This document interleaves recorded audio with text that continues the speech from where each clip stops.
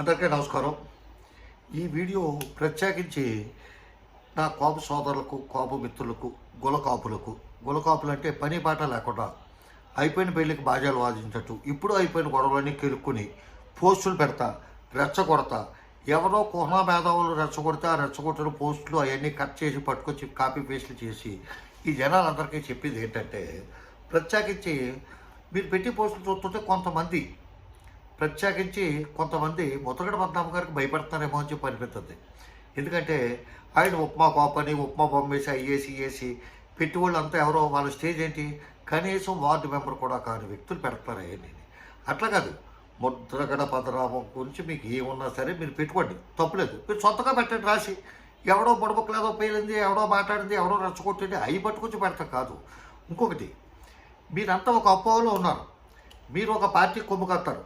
ఇప్పుడు ఏంటంటే ఇదేదో స్వాగం ఉంది కదా, ఎంతవరకే కాదు ప్రాణం ఉన్నంత వరకు నీకు కూడా ఉంటాను, నీకు దాచిసేవ చేస్తాను, నీకు చేస్తాను అని చెప్పి పవన్ కళ్యాణ్ గురించి పోస్టులు పెడతారు, లేకపోతే ఇంకా తెలుగుదేశం గురించి పోస్టులు పెడతారు, లేకపోతే వైఎస్ఆర్సీపీ గురించి పెడతారు.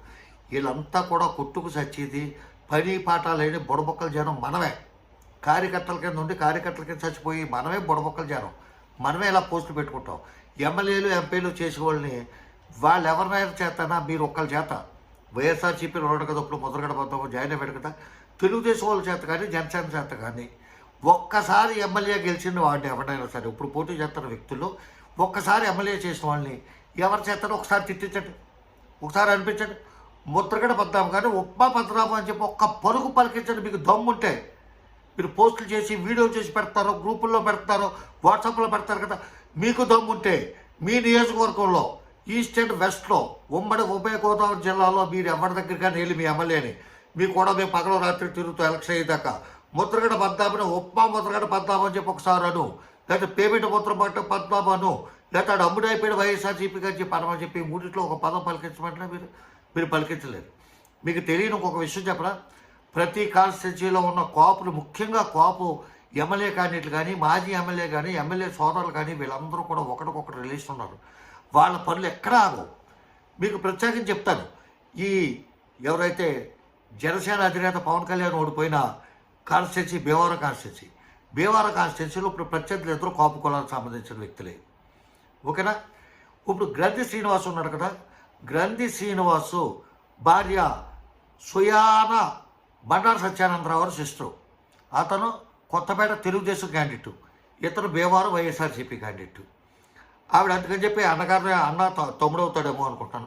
తమ్ముడు వదిలేసుకుంటుందా, లేకపోతే వీళ్ళిద్దరు బాబు ఇద్దరు మాట్లాడుకుంటూ మానేస్తారా? ఆవిడ ఏం కోరుకుంటుంది, ఇక్కడ వైఎస్ఆర్సీపీ గెలవాలని కోరుకుంటుంది, అక్కడ తెలుగుదేశం గెలవాలని కోరుకుంటుంది. రక్త సంబంధాన్ని ఎవరు వదిలేసుకుంటారా, మళ్ళీ బూతులు తిట్టుకుంటారా? అంతెందుకు, ఇది అదే ఇతర ప్రత్యర్థి అంజిబాబు వియ్యంకులు ఎవరు, గంటా శ్రీనివాసరావు వియ్యంకుడు. ఆయన ఏ పార్టీ, ఆయనకి ఇంకా టికెట్ ఏ పార్టీ ఇచ్చిందో ఇవ్వలేదు, అయితే తెలుగుదేశం అవుతుంది. ఇతను ఇప్పుడు జనసేనలో ఉన్నాడు. సరే, ఇతనికి జగ్గేపేట ఎమ్మెల్యే సామినేని ఉదయభాను ఇతనికి బంధువు. సామినేని ఉదయభాను గారి కోడలో ఇతని అల్లుడు, ఇద్దరు సుయానా అన్న చెల్లెలు. అటువంటి మీరు లెక్క పెట్టుకుంటే బొచ్చుడు ఉన్నాయి ప్రతి చోట కూడా. మీరు వెళ్తే తోటలు కానీ, లేకపోతే మెట్రోలు కానీ అందరూ కూడా రిలేషన్, ప్రతి చోట ఎక్కడో చోట ఏదో విధమైన రిలేషన్ కలుగుతుంది. కొంచెం దగ్గర సంబంధం, రక్త సంబంధం అవ్వచ్చు, కొంచెం దూరం సాగంతో మేనత్త మేనమామ పిల్లలు, అలా ఆ విధమైన సంబంధం. ఆచట కాన్స్టిట్యున్సీ పీతాల సత్యనారాయణ గారు ఉన్నారు. ఆయన ఇప్పుడు వైఎస్ఆర్సీపీకి పోటీ చేస్తాం ఉమాబాల, ఇద్దరు కూడా దూరపు రిలేషను. ఆ రిలేషన్ కూడా నేను చెప్పగలను. అందుకని చెప్పి మనం బట్టలు చింపేసుకొని ఆ నాయకుల కోసం మనం ఏదో పడిగాపులు పడిపోయి బూతులు తిట్టేసుకుని మనలో మనం వైరు పెంచుకోవాల్సిన పని ఉంది. వాళ్ళు ఎవరో ముద్రగడ పద్మనాభం తిట్టరు. ఒక స్టేజ్ ఉన్న వ్యక్తి, ఈ రోజు కాదు ఎప్పుడో 1978 నుంచి ఆయన పదవులన్నీ చేస్తున్నాడు. ఆయన ఏదో మాట్లాడాడని చెప్పి ఏదో ఉప్మా అనేసి ఏదో చులకం చేసేసి లోకు చేసేస్తే మీకేంటది, ఏమవుతుంది, మీకేం గోల తీరుతుంది? మీకు ఎవడో పని పాట లేనోడు ఏదో పోస్టులు పెడతాడు, ఆడే మన నాయకుడి కింద అదే కింద మనం భావించకూడదు. మనం చొక్కాలు మడత పెట్టేసినా, కుర్చీలు మడత పెట్టేసినా, లేకపోతే మడతపచ్చాలు ఎత్తేసినా, పడక కుర్చీలు వేసుకున్నా ఏమీ అవ్వదు.